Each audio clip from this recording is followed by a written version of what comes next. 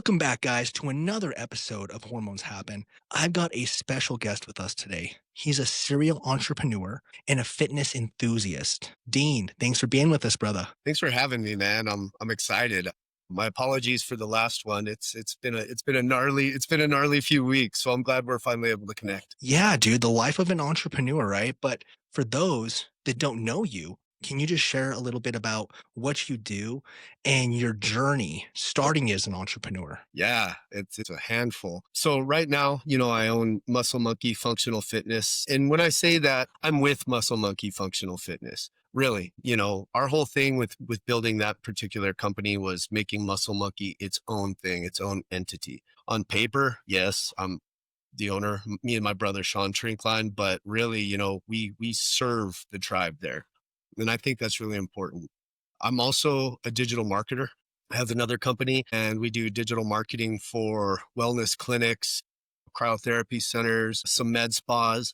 We're actually getting ready to pivot and open it up to other industries as well because of the model that we've discovered recently. And so we're going to be able to help a lot more people get their name and their business out. There's this kind of phrase I live by, and I hope people don't get the wrong idea when I say it, because, we get into business to make money. We want to make impact, but in order to have a business, you have to make money. With the marketing component, the phrase is basically, I've never made less money by more people knowing more about my stuff. So Right. Oh, so I want to help a lot of people out that way because that's really what got me into marketing at the gym. You asked about the journey. Now there's some stuff I can go way back when, I had a body transport business where we would go and pick up people that just passed away. We were contracted to the funeral homes here in town. And when somebody would pass away, they would call us no matter what day, time, holiday, weekend, nights, whatever it was. Didn't matter if it was freezing ass outside or not. My God. You got your ass up and you went and you worked with the families to make that process as easy as possible and take them back. And I learned a lot doing that. Fast forward though, you know a little bit, I became a sales rep for Miller Coors Corona, and I learned a lot about sales. I've always kind of been in sales one way or another, but sales has always come easy to me because I don't mean to sound like a douchebag, like I'm blowing smoke up my own skirt or anything like that, but it kind of came easy to me just because I looked at it more as building relationships, right? Instead of selling somebody something, because people don't like to be sold. They like to buy though, building relationships around that to where it was just like, yeah, I'd like to work with you. So I learned a lot there. Well, you fast forward until I think it was January 1st, 2014. I stepped away from the sales and I started doing personal training.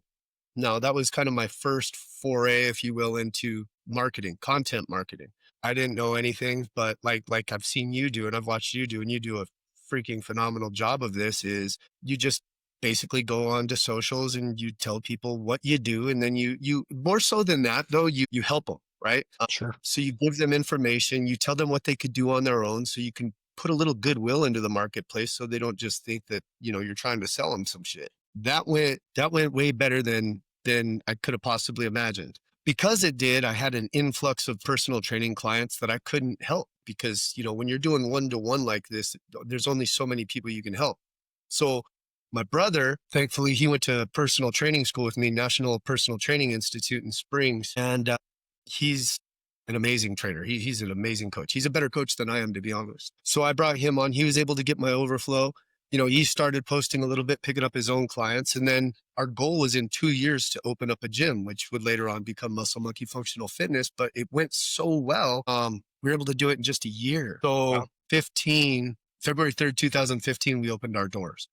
We were able to buy all of our own equipment with a surplus of cash flow that we had from personal training and so on and so forth. We opened up our first location and it went exceedingly well after I figured some shit out. The first 2 years we were profitable, but we were still making our money doing personal training. And that, again, that's trading time. So we figured out we needed to scale. So that's when we really opened it up to group training. So it could be one coach and multiple people. The price point isn't high. With personal training, we were charging anywhere between $50 to $100, for 30 to 45 minutes, which is good. It's fine, but again, not really scalable. So we ended up opening up group training. 2016, just in the group stuff, again, we were doing our personal stuff first, but the group stuff, we did okay. Like $22,000. And then 2017, I still hadn't figured it out. I was still coaching, my brother coaching, still trying to get my toes wet in terms of how to run a brick and mortar business. 2017, we did like 27,000. And then I was scrolling one day and I stumbled across, some of your viewers might know him, Alex Hormozy. It was when he was just a young pup, short hair, clean face.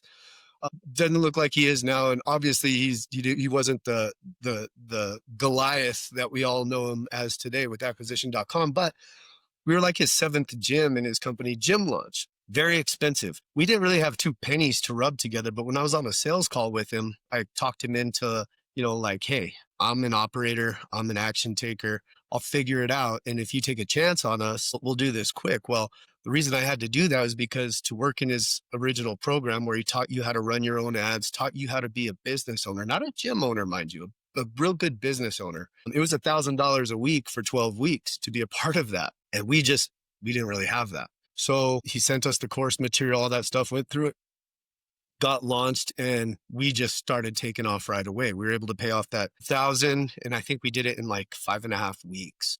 Wow. Because of that, we kept using that model until we had to get a bigger boat or a bigger facility, as it were. My brother Sure. says, yeah, we're going to need a bigger boat all the time. So that's what I run with.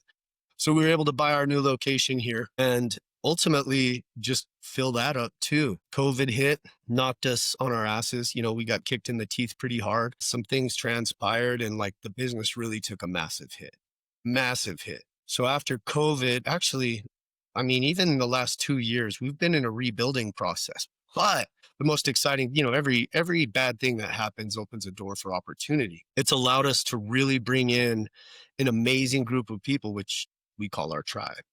So we're Like it. slowly building now. When we were doing it the way we were doing it before, we were growing at an exponential rate. And honestly, it was really hard to keep up. We charge a premium at our facility because of what we can deliver. But with as many people as we were taking on, as fast as we were taking them on, it was kind of diluting the product, if you will. And it's hard to sleep at night when you're doing that. So we scaled back a little bit, came to the conclusion, let's do this slowly. So instead of adding like 35 to 40 members a month, we kicked it back down to where it's 5 to 10 a month and kind of dripping them in, getting them, for lack of a better word, I guess, indoctrinated into the muscle monkey way, making sure that they vibed with our tribe, because our Sure. gym isn't for everybody. I mean, everybody is more than welcome, but we do take on a very, very tribal philosophy.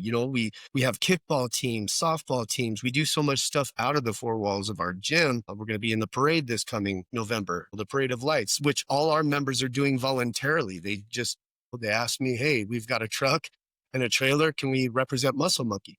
And this is the community that we've cultivated over time. So taking all of that verbal vomit I just spewed your way, that's kind of the abridged version of where we are today and how we got here. Yeah, that's impressive, man. Like, what started that spark though? What made you think like, hey, I actually want to work for myself, right? I want to transport these dead bodies from point A to point B. Like, I want to be a self-made man. What does that look like? Well, a couple of things on that. I have a certain philosophy with the whole self-made thing. I don't think any of us are really self-made.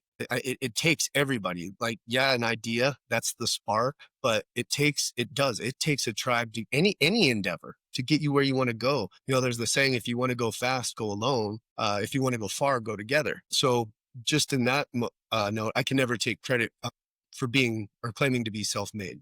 Our parents had a lot of support in the community that we built. Because fuck, man, that spark has been there. I am a horrible employee. And when I say that, I mean, I bust my ass, I get shit done, I do more than I was ever paid to do. But working for somebody else, it was just like I couldn't breathe. Somebody'd say, hey, do this. I'm like, fuck, why don't you do it? Right. Like, you're standing right there. In fact, one of my jobs, I got in a fight with my foreman because he was trying to throw his weight around and make me his like Mhm. gopher and his bitch boy. And I'm like, fuck you, dude. Yeah. But ultimately, it's what I've always wanted to do. It's kind of been in my family. My grandfather was a really, really big land developer here in Colorado Springs. And he was, outside of my mom, he was probably my biggest influence and role model looking up to. And so I saw what he was able to do. And the interesting thing with that was more importantly than what he did, it was how he did it and how much people respected him and loved him for what he was doing. And I wanted to have an impact like that, you know? I wanted to be able to touch people's lives in a way that I wanted to for myself, my family, you know, my brother, my sister, my mom, my dad. And I wanted to basically create something meaningful to me, you know, Sure. instead of just working jobs that I really couldn't give a fuck less about. I wanted to do something meaningful to me, but more importantly, I wanted to do something meaningful to me with other people as well. So Right. that's a very common theme in my life, really building these groups of people to do really cool shit with. Yeah. I mean, that's what it's all about, right? Like entrepreneurs make the worst workers because fact of the matter is you don't like being told what to do. You don't like structure. You don't like, I can only go to lunch between 11 and 12. I have to be here till 5. And a lot of people go through most of their life in that working phase. And some will have this clarity, like myself, that says there's more out there. But you went through that pretty early. And it almost seems like you were kind of like an entrepreneur from the get go. And you're like, this work stuff sucks ass. And I think that what happens is some people maybe don't realize that. And what happens is they just go from one place to another and they're bouncing their whole life, staying at a job for just small periods of time and never actually being able to say, it's not that I'm a shitty worker or a lazy person. I just want to be my own boss. I have more grandiose ideas. I want to implement these ideas and these strategies. Well, yeah, absolutely. And you know, I have two frames of thought on that. And I don't think you give yourself enough credit, you know, like you said, I got it early. I think you're born with the entrepreneurial gene or you're not. Now, can you teach entrepreneurship? You absolutely can. But I think ultimately the ones that end up taking that plunge, they already have it in them. They already have it in them. Some people that don't have it in them that end up getting into entrepreneurship and go on and do really, really remarkable things, it was because something really forced them to do it, you know, to where like maybe they had a run in with the law and went away and they're not hireable, you know, so they start a business and they end up going well. But I still think somewhere there was a dormant gene that kind of got awakened somewhere because this shit is not fucking easy, man. I'm not gonna lie. When I got into it, I had this preconceived notion like everybody else does, like, hey, I'm gonna go into business for myself and I'm gonna be a millionaire tomorrow. Right. Elon Musk actually has a really good quote. He says, entrepreneurship is like chewing on glass and staring into the abyss of death every day. And honestly, it is not for the faint of heart. I finally came to terms with there are going to be no easy days. There's no weekends. We don't get a Friday. What's kind of cool is we don't have Mondays either. Right. There's this balance and this trade off, the amount of discipline it takes to be able to do this. I've kind of found out that you have to learn how to love the boring work. Like that's the stuff that moves the needles. We all want those dopamine hits, like the cool shit. And so we Right. might start chasing shiny objects, but ultimately they don't move the needle for our business the way the boring work does. So if we can learn to master the mundane, that's when you really start seeing those exponential shifts and that hockey stick growth. But it takes a lot of years to finally come to terms with that. I kept looking, not necessarily for shortcuts, but I kept thinking, man, it's going to get easier at some point, you know, Right. but there's always another system to build. It's like, you know, in the gym, right? There's growing pains. It never Yep. gets easier because you constantly have to progressively overload the bar. So you might get to a point like your goal is to bench 315 for 5 reps. Well, now you're crushing that. Well, now you got to put some more weight on the bar and then you move it up. And again, it doesn't get easier, but we do get stronger. And that goes both ways, both in the gym, fitness, everything like that, as well as our personal lives and our professional lives in terms of running a business. Right. And it seems kind of crazy to most people to think like, I have a good job. I have a good steady paycheck. I maybe will be able to retire. Why would I leave all of this to one, work harder, two, make less money, and three, never have a day off? But it's a risk. It's a risk that you're taking in yourself to build an empire, right? Absolutely. And I think that's where it really comes down to, Jeremiah, is like for the people that do have the good jobs, you know, that guaranteed paycheck, that comfortability factor. I talk to people all the time. They're like, "Oh, I want to hop ship," especially from corporate America. I see it a lot in corporate America. You know, they're making well into the six figures. You know, two, Right. three, four, $500,000. They're like, "I want to go start my own thing." And it's like, "Hey, yeah, that's great." because everybody thinks it sounds so cool to be a founder, an entrepreneur, to start your own business. But before anybody ever takes that plunge, I tell them that you got to take a hard fucking look in the mirror, and you got to get out a journal, and you got to go Yep. sit in nature,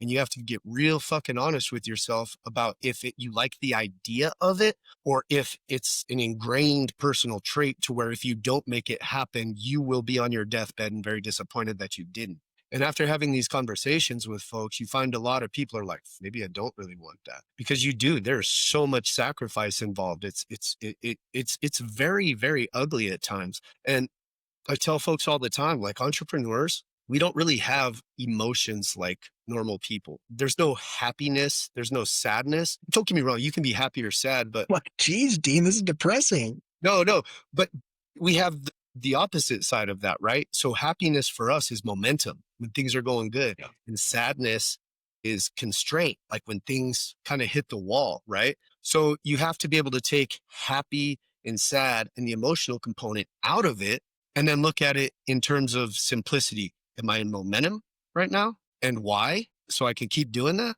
Or am I in constraint right now? And why? So I can avoid it down the road or get out of it. Right. Absolutely. And, people always say, "Hey, I want to be my own boss." But like you said, that first obstacle they hit, it's like, I can't do this, right? That self-doubt gets them. That Yeah. self-doubt is probably one of the biggest killers of dreams that exist, because anytime you're doing something new or for the first time, that self-doubt's telling you, you can't do this. But all it's telling you, and this is the way I look at it, you're going in the right direction. Because if you have self-doubt, you are doing something that you have not done before, and you need to just put your head down, get to work, because that's the only way the self-doubt goes away. You can sit in front of the mirror and, pep talk yourself all day long. It doesn't do shit. You need to just put in the work. And the more work you put in, the less self-doubt you have over time. Well, that's the thing. I'm going to quote two people here. Going back to what you said, Miyamoto Musashi, for the uninitiated, was a samurai back in the day, and known as the greatest Ronin samurai of all time. He won 60 duels, and and undefeated. But he had this deal where he's like, when things are hard, remember you're just starting. Basically, is what he said. And then the other, is this idea from Aristotle. He said, "We are what we repeatedly do." And I really took that to heart, because when I noticed that I was kind of plateauing or stalling out, I had all these great ideas, I had all these intentions, but I wasn't doing the thing. You know what I mean? When you do it, when you're actually acting towards something. My uncle Jim told my mom this one time, and she told me. He uses this acronym, ACT, ACT, and it's action changes things. So when you're really sitting in that muck, we have a tendency to stay there because we're like, what the fuck should I do? But the thing is it ultimately doesn't matter as long as you do something. Like, get off the couch, go for a walk. That starts something. Write a letter to somebody that you want to potentially be a joint venture partner with.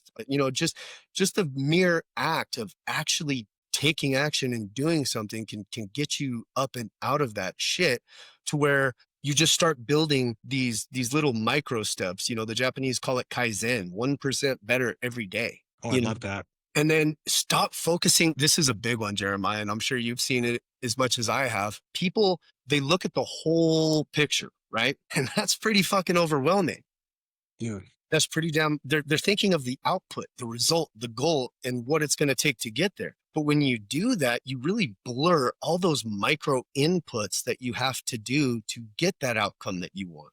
So when you're able to kind of withdraw your attention from the big goal, the big result, the big output, and put intention, hyper focus, and presence into each micro input, every time you do one of those, it's like you're checking a goal off the sheet to get you there. And what that does is it really keeps you from looking at the bigger picture and that overwhelm, and it puts the sole focus on that micro input, that micro task in front of you.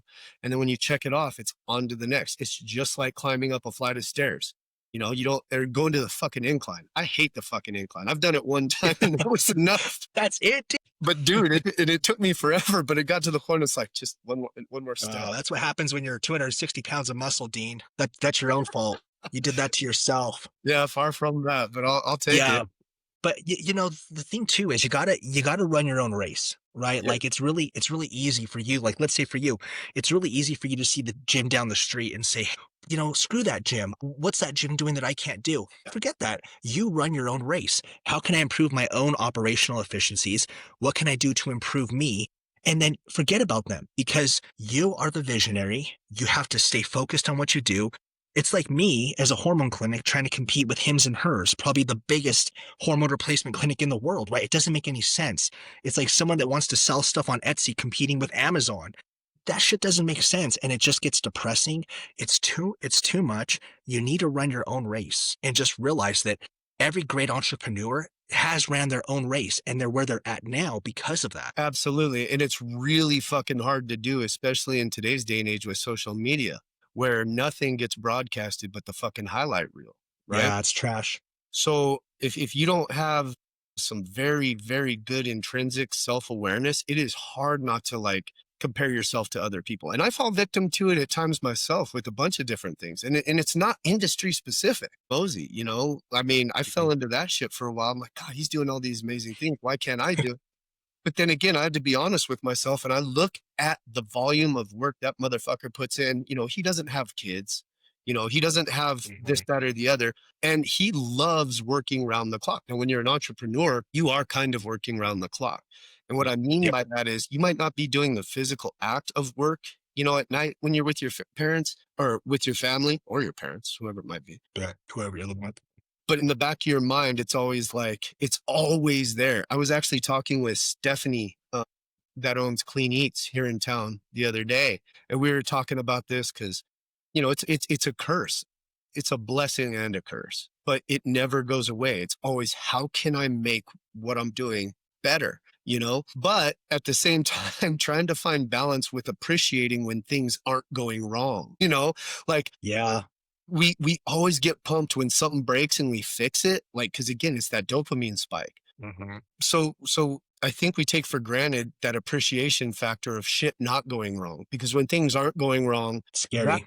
that's what it could be if you look at it that way, but it's also kind of peaceful. Like if your ducks are in a row and things aren't going wrong, it doesn't have to be scary. It could just be like, well, why don't we just kind of hold this for a while and appreciate it being this way before we try and add something or a new product, Mhm. new service, or a new challenge, or new this, new that, and just enjoying that while you can, because it's not going to last very long. No, it doesn't.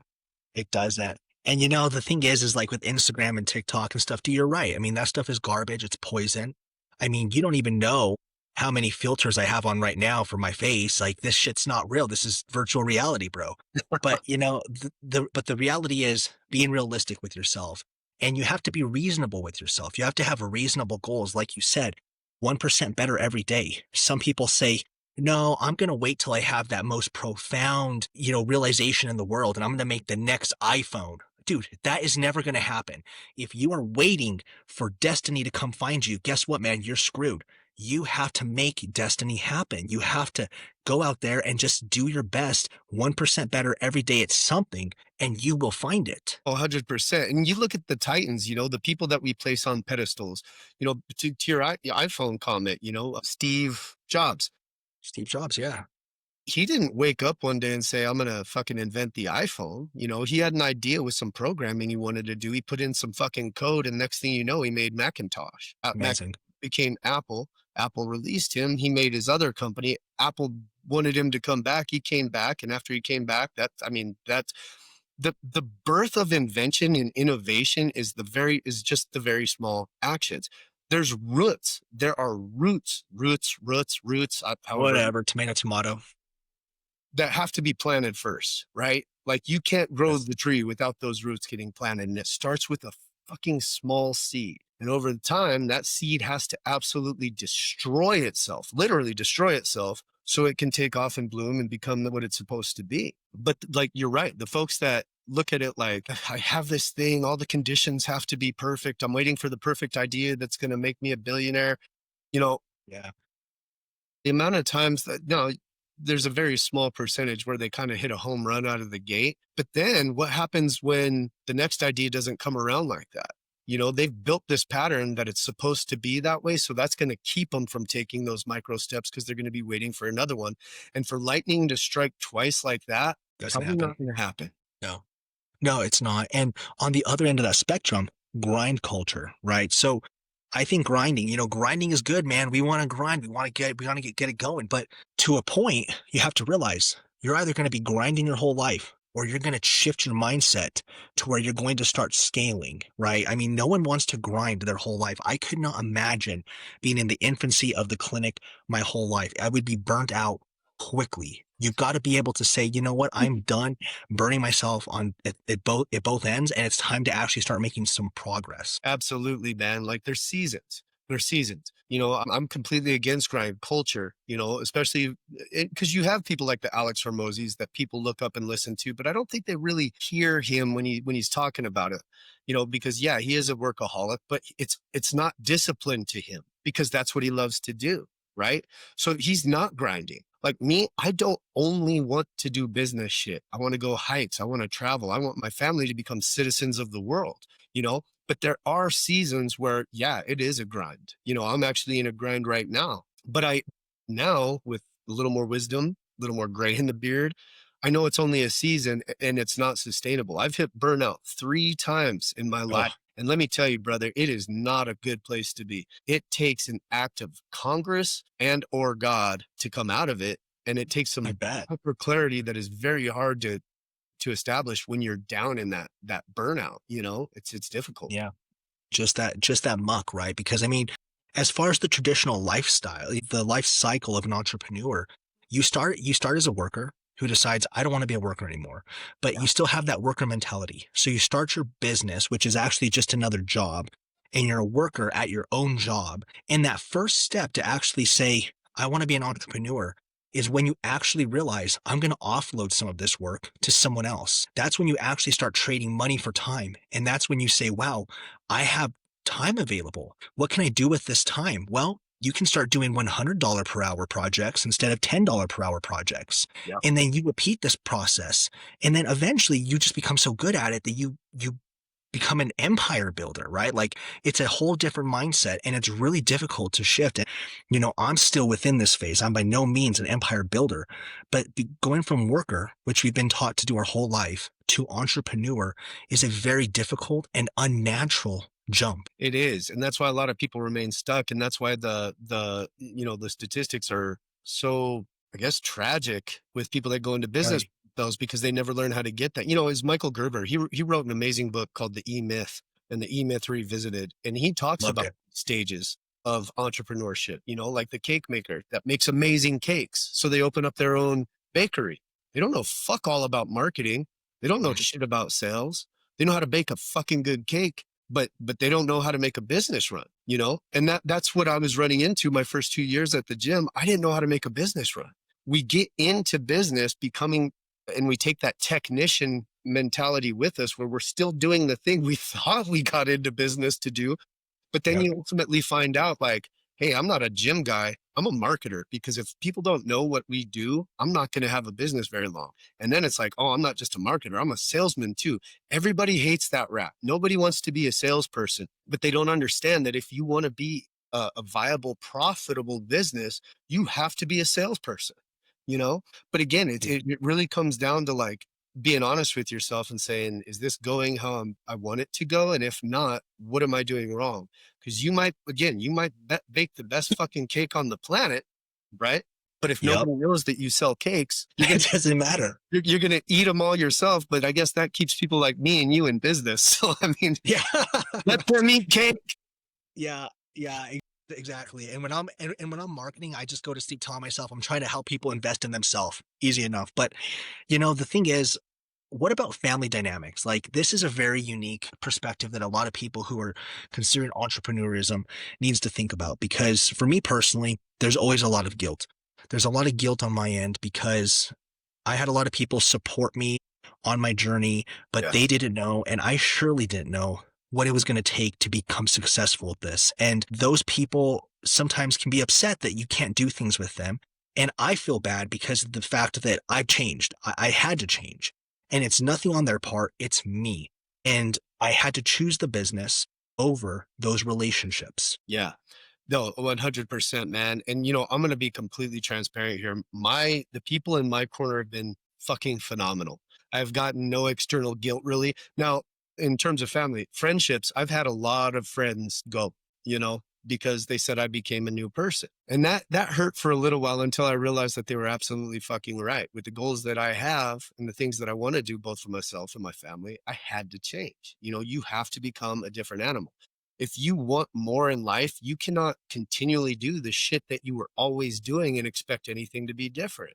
That said, I started taking a look at quality and quantity because the business, anybody that's around me will tell you that, I'm hyper focused on that. So that takes up a lot of quantity. The thing that kind of helps alleviate the guilt on my end is the quality I can put in when I am present. How present can I be when I'm with my family?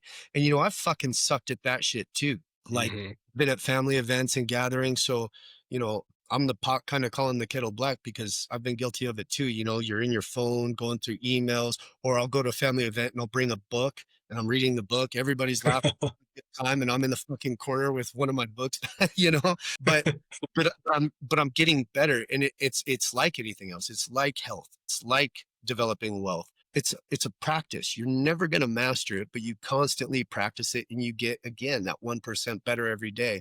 But yeah, it can be very difficult. And I know people who have gotten absolute hell, from their families and their friends for chasing something that they want to do. They've been called selfish, and it's probably the nicest name that I've heard a lot of them be, Yeah. you know, but but I salute those people. I see them and I am so fucking proud of them for staying the course despite all of the external hate that's coming their way. Right. I mean, you change. Your whole mindset changes, right? The other day, we went to Texas Roadhouse for some kind of celebratory dinner, and all I could think of is I was looking in the back as they're cooking the steaks and stuff, and I'm wondering, I wonder what their standard operating procedures look like. These guys are moving well, like I'm wondering, like, how much does it cost per steak? What are their profit margins? Like the craziest shit, and takes away from experiences, but that's the new way that you think as an entrepreneur and business owner. It is, but think about it like this, right? When you're young and you learn how to ride a bike for the first time, that's all you think about. Getting back on the bike and riding it more. When you first learn to read, you're driving down the road with your parents and you're reading every fucking sign going down the road. But these are stages of evolution. At some point, I don't know what point it was, but we started shaming that, right? Because now it's about something else. All of a sudden, when you were learning to read and you're reading all the signs out loud, probably annoying the fuck out of your parents, but they were cool. But that was okay. But now you're developing this new skill, and that's what you want to do. You want to develop it. So you go to Texas Roadhouse, you start thinking about their systems, their standard operating procedures, their profit margins per unit of beef or Yeah. fucking rice, whatever it might be. But the only reason you're doing that is because you are evolving. And here's the thing, and why I feel bad. No, fuck that. I don't feel bad. But what I think a lot of people fail to realize is if they're not doing that, they're not evolving. And we know what happens if you don't evolve. You die, right? You look at Die. evolution in and of, Live or die. if you don't evolve, you die, you know? Yeah. Now, for us, it might be a little bit different. If we don't evolve, like society has gotten really fucking soft and we tend to take care of Mhm. people that aren't evolving. They're not going to literally die. But if you're an entrepreneur and this is what you want to do and your family's finally on board, they're going to understand that this is the natural evolution of the individual going through it. And Right. hopefully it's okay. Yeah, yeah, absolutely. The whole move or die thing can make perfect sense because this shit changes all the time, dude. Business changes, marketing changes, like week to week, day to day, hour to hour. It's like you're trying to run a race, like a foot race, and you're out of shape. And so you're having to get in shape while you're running this damn thing. And you don't know how far it is. You don't know, do I need to sprint? Should I jog? Can I walk? Can I stop and breathe? You don't know. You just go. And, there may be some water aid stations. They may not be the water you need. No, they may not be the aid you need, but you just keep going. And that's what business is. It's never ending. It's infinite. It is infinite, and that's the thing with business. It's the thing with health. It's the thing with wealth. It's the thing with relationships. There's no winning. You don't win. You either stay in the game or you don't. That's all there is to it. I got in thinking that there was like a horizon I could get to and then I would win. Hmm. few years down the road, you realize that, mature. I wish I would have realized it earlier on, but it comes when it comes, But this isn't a game that you played. If you become an entrepreneur to win the game, if you get into health, to boost your personal health, your body, your hormones, whatever it might be, if you're getting in it to win the game, you're getting in it for the wrong reasons. And you're gonna fail. You're gonna fail. But if you go in knowing, hey, this is an infinite game and Yep. I love the game so much, I will literally do anything I have to stay in it, you're going to be very successful. Right. Yeah. And there was a really good book by Simon Sinek, Infinite Game, that talks about those principles quite a bit. But, you own a gym, I own an HRT clinic. Yeah. So we can both agree health has been a huge part of both of our lives. And health has been something, health, physical fitness, it has really helped us to become the men that we are today. Now, with you, you'd been a personal trainer even before you started the gym. So my question to you is like, when did you actually start seeing fitness as an avenue for you? Oh, I was young. In fact, my mom reminds me of this often. I think I was like 14 when I told her I wanted to have my own gym. Um, and the reason, and that was even before I started working out myself. Reason being, growing up in the 80s, you look to people, you see like Arnold, Jean-Claude Van Damme, Bruce Lee was my Mhm. fucking guy. They're all Yeah. physically fit, very charismatic people. And you're like that. And then I saw, what they were doing to get those physiques. But then later on, you find out that it's not just the physique that you're cultivating when you're trying to build your body, it's your mind and your soul as well. So whenever I'm talking to somebody about like a journey of self-development, whether they want to get into business or not, I say it's going to start with you and your health, right? This, like you Mhm. said, this grind, I could not fucking do what I do if I wasn't optimized in terms of my health. There's just no fucking way because it is exhausting. And to be able to put in the hours and the work that we do, you have to have at least a pretty decent margin of health and fitness to be able to make yourself anti-fragile. Yeah. Unbreakable.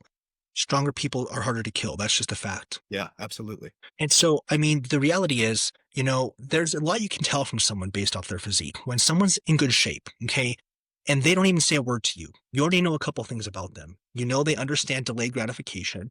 You know they understand sacrifice, and you know they understand consistency. You just know that because no one's born just shredded. No one's born just stacked. This is something you have to work towards. It's not easy. It's hard as hell. And you already know something about this person just because of the billboard that they have built. And so now you would be crazy to think that the mind isn't improved in that aspect too.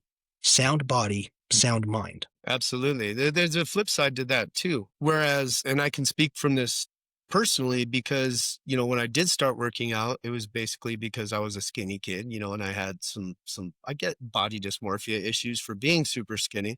And at that age, girls did that in that time, like girls didn't like the skinny kid, so I got into it for like, I want to be big and strong like fucking Arnold. Never got there. Sure. But well, I want to build up my body because I don't like feeling like the small skinny kid. I got out of that and I realized all of the other benefits of it, but there's some people that get stuck there, right? So yeah, they're of sound body, but are they of sound mind? Because now their life only exists around cultivating a physique and their health, right? They're not they're Sure. not they're not growing in the other buckets, relationships, Obsessive. Yeah. um, well, any other bucket. Their one bucket is super saturated, but then there's no balance. And balance is a different topic, maybe for another time. Like balance is really hard to come by, but you have to Yes. have some proportionate amount of distribution on those other life buckets, and you can't only get stuck there. But to your point, you're 100% right. Like you see somebody and it looks like they're taking care of themselves, at least that in one capacity of their life, they have it together, which means that they should be able to move that over into these other avenues of life and be just as successful. In fact, I would say more Theoretically. often than not. They have control of at least one thing. And so, I mean, that's more than most. Some people have very little control over anything in their life. When I don't work out in the morning, I feel like shit. I think like shit. I'm slow. I'm sluggish. I'm not motivated.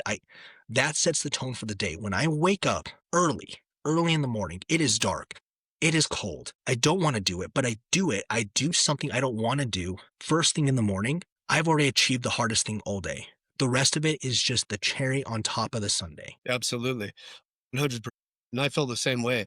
I'm a little bit older than you, Jeremiah. So If my body is feeling a certain way, like, and I'm like, today might be a rest day. It's not because I'm being lazy or undisciplined. It's like I've been doing this long enough to honor that. That said, folks like you, I know you love to work out. I know you do. I love Love to it. work out. But being a gym owner and seeing some of these folks come in, they don't. So for folks like you and I, it doesn't take a great deal of discipline to do the thing. Mhm. So it's not like we're sacrificing. Like I love eating pizza. It's not a sacrifice for me to eat pizza. I love Right? doing that thing. But for some of these folks, it is very, very hard. They're doing something they absolutely do not want to do. They're more disciplined there. But, to your and I, the point of folks like us, we have to be disciplined in other avenues because when you run a business, you have to do a lot of shit you don't want to do. But but Yeah. but there is a difference and kind of a trade-off, if you will. The thing that I do really freaking love that I've noticed just, at Muscle Monkey is we will get these people in. Like our demographic, most gyms cater to people that are already kind of in shape. I mean, that's just Sure.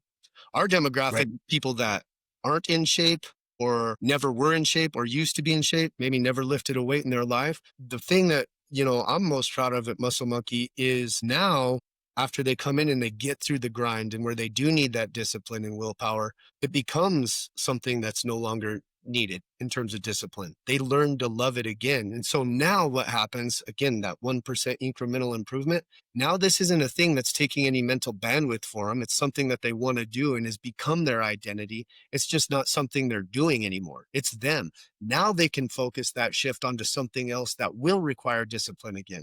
But to the point that we were speaking on earlier, this is an infinite game, and every time you level up, it's just like playing a video game. There's going to be another monster at the end that you have to battle. Once you get through that level the first time, it's easier to go through and beat that level again. But then you go up, and that's where you need the required discipline again until it becomes habitual and ultimately your identity. And I love that concept that you have of just lowering that threshold, right? You lower that threshold for them, lower the threshold to entry for these people, right? It's already intimidating enough if you've never been in the gym. So by making this relatable, lowering that threshold, you're now allowing them to develop a habit, right? And once they have this habit, it's autopilot. You can start stacking on top of that habit because guess what comes next? Eating healthy. Yeah. Stop smoking, stop drinking, work on your relationships, start journaling. You can start stacking habits, but you have to have one first to stack on top of. And until our health is in check, doesn't matter what you're doing, your body will prioritize health until your health is in check. That's Yeah. just the way it goes. Well, and that's the reason there's so much fall off with these New Year's resolutions is they're trying to make too many changes at one time, right?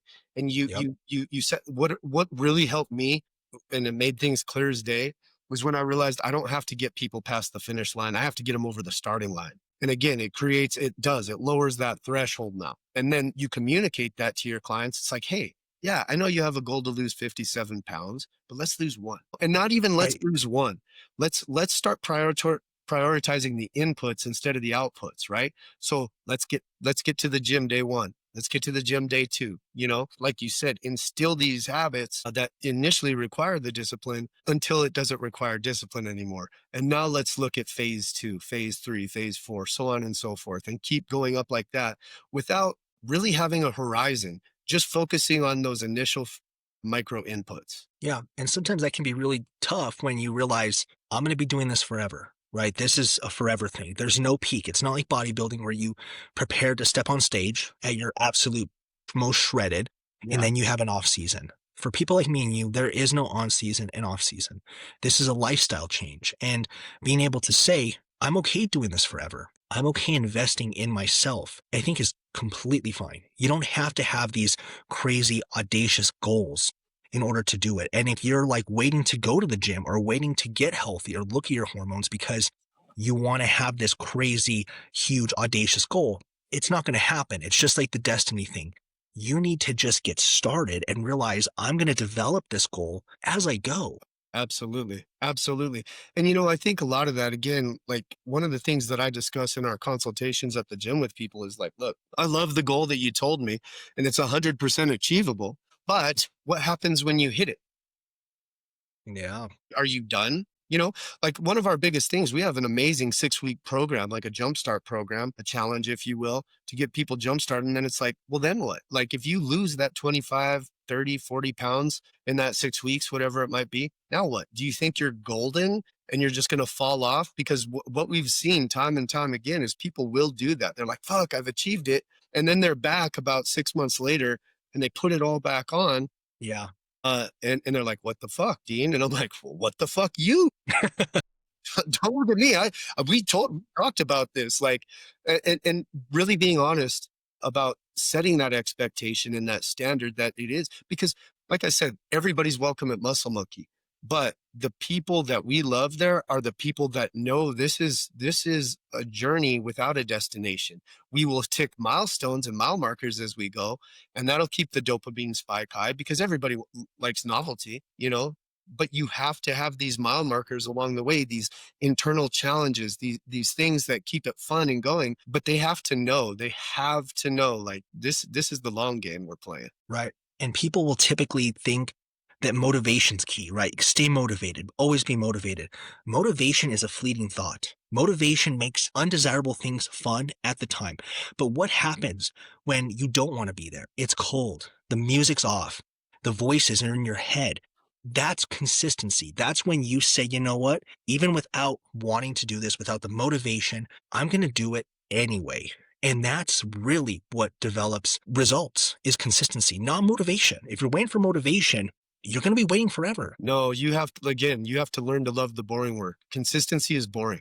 There's nothing sexy about consistency except for what it does for you. You know, the actual thing itself, there's nothing sexy about it. We want the magic pills, but We do. consistency is what ultimately does it. When you can set that expectation and that standard, you have a far more supreme chance of hitting whatever that initial goal was. But again, you know, it's like people really fuck themselves because they try to do too much too fast. It is so much easier when that motivation goes away to be disciplined with one thing than five, right? Because Yep. now you have to Yep. be disciplined with this, discipline with this, discipline with this, discipline with this. And I can tell you that there isn't a fucking human being on the planet that has that much discipline and willpower. But Nope. again, if you can build these bumpers, as it were, you know, just so their metaphoric bowling ball doesn't go into the gutter, and we can just do one thing at a time and keep them in the fucking lane, we're gonna knock a pin down, and then we're gonna knock two down, and at some point we're gonna start rolling strikes, and then we can take some bumpers off, and then we go set bumpers up on the next phase. But just staying consistent and disciplined with one thing, they're gonna have a far better success rate than if they're trying to do multiples. Right. Yeah. And I'll have people come in all the time who want to get their hormones checked. And we talk about their hormones, but they want to be on testosterone, androlone, TB500, EPC, it's like everything. And it's like, hold on. You gotta start here. You gotta be consistent, reap those rewards, and then stack, and then add on.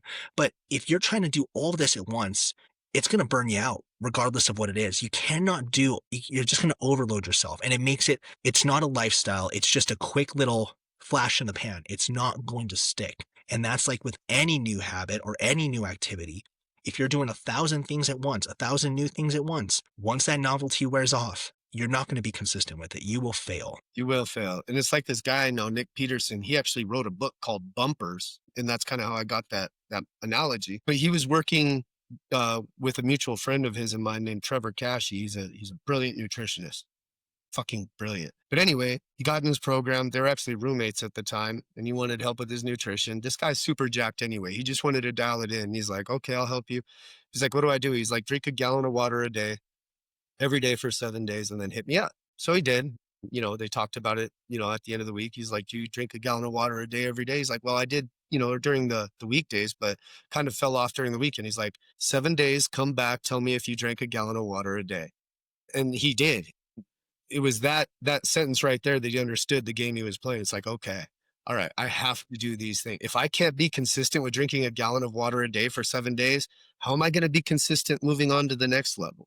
You know? Yep. So it's like the samurai, you know, they have this kind of philosophy, but we've all heard the phrase, how you do one thing is how you do everything, right? Mhm. If you're going to give yourself easy outs on something over here that's not important to you, you're probably going to give yourself easy outs on something over here that's very important to you. Um, But again, that's a lot easier to do if you're focused on one thing at a time, like drinking a gallon of water a day for 7 days. right? Which is just like the most basic thing you think of. But the reality is when you actually sit down and you focus on it, then you're going to be like, okay, I'm drinking a gallon of water every day. Now I'm going to go walk for 30 minutes a day, right? Yeah. And then I'm going to go do some weightlifting. That's the beginning of stacking these habits and developing the most optimal you as far as your lifestyle goes. Now, now, just kind of walk me through, what would you tell someone who's kind of on the fence of, I've always wanted to take my fitness more seriously, but I've always been afraid because I've done it before and I failed. I'm not a motivated person. I don't have that drive. What are you going to tell that person? Well, there's a couple roads of thought here. And one, I'm actually going to kind of kick it back to you because a lot of people, especially because a lot of the people, our demographic in the gym is like 35 plus. We've got younger, we have people in their 20s and we have a couple teens in there as well. One thing is to get a baseline, have your blood work done. And this isn't me blowing you up. This is me speaking from personal experience. A lot of times we lack the motivation, the discipline, and the willpower because we are fucking flatlined. Our testosterone is low. That leads to depression. That leads to a sense of hopelessness. And we think it's all this external shit, but really it's what's going on inside internally, biologically, and through chemistry factors, right? Hormonally speaking. Right. So Yeah. that's one thing I would say first, like, hey, it's like they say, if you're feeling depressed, exercise, make sure your body is optimized hormonally speaking, and make sure you're not hanging out with assholes. Yep. Yep. Check those things off the list, and then Yep. we'll look at that. But the next thing is I would say, look, if this is something that you really want to do after you're being honest with yourself, establish what the first milestone is in terms of input.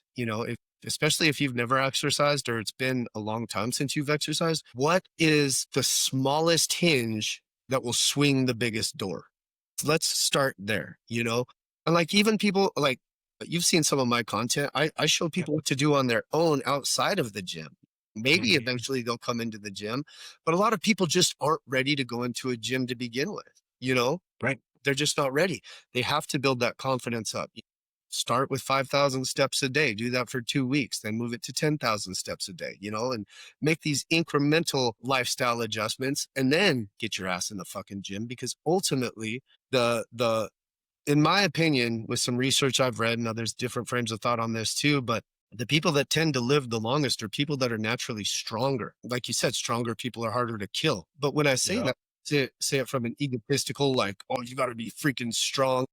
But developing strength over time is going to increase your longevity. So, just a few very unsexy, very boring things will put you in the right mindset to make the decision if this is something you want to continue on with. And believe me, you really should, but not everybody's there yet. Right. And what you said is completely true, right? They did a study that showed that individuals with greater leg muscle mass and strength lived longer because guess what, guys? That's where glucose gets deposited. The number one killer of man, insulin resistance. And guess where your glucose goes? Muscles. The less muscle you have, the more resistant to insulin you will become. So it's just a fact. It's just a fact. If you want to live a long, healthy life, you want to be 70 and still wipe your own ass and take care of yourself, Yeah. you need to work out. You need to weight train. Cardio, neither here nor there. Weight train. Weight train is the biggest benefit you can do. And, and you can incorporate that with cardio too, right? High intensity interval training, metabolic conditioning. This is the natural fountain of youth. It really is. And, that's what people need to understand on both of our levels with where we're at in the markets that we serve. Just because you go and get your hormones optimized doesn't mean it's going to naturally make everything better for the long run. You have Right. to incorporate the work into it, just like us. Yeah. If you could go to the gym and be consistent as fuck, but if you're not taking care of your hormones via, external modalities like you offer and nutrition, you're fucked. You're fucked. You have to find a way to make all of these things very symbiotic in your routine so you can fully optimize yourself because that's ultimately what we're after. We all want to become more optimized towards this better version of ourselves over time. Absolutely. Well, Dean, this was a very optimized conversation, man. I really appreciate you being here. Well played. And if you just really quickly want to tell people how to find you, and of course, we'll have everything in the description as well. But yeah, You can reach out to me on Facebook, Dean Trinkline, Instagram. My handle is I am Dean Trinkline. But the gym stuff, musclemonkey.fit is where you can find our website. Our phone number's on there. Give us a call. Like I said, we're happy to help anybody. But that's about where you can find me. You want my social security number and my home address? Just the credit card number and the CVC number, please. All right. Thanks, Dean. I appreciate you being here, man. Thanks a lot.